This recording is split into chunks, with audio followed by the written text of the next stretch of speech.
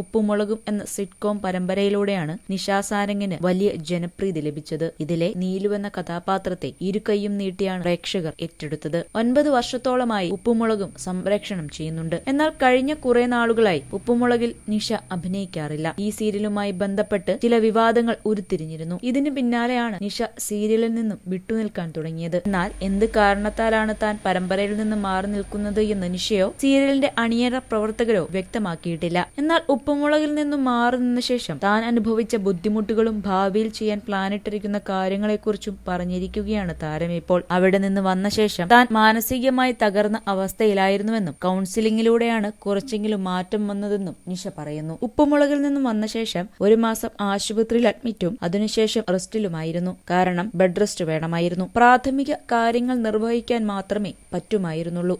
അവിടെ നിന്ന് വന്ന ശേഷം ഞാൻ ഡെഡായി പോയിരുന്നു. പിന്നെ 1.5 മാസത്തോളം കൗൺസിലിംഗും മറ്റുമായിരുന്നു. പിന്നീട് 4-5 സിനിമകൾ ചെയ്യാനുണ്ടായിരുന്നു. അവിടെ നിന്ന് ഇറങ്ങിയിട്ട് 7 മാസമായി. ചെയ്യാനുള്ള പടങ്ങൾ ചെയ്ത ശേഷമാണ് ആശുപത്രിയിൽ അഡ്മിറ്റ് ആയത്.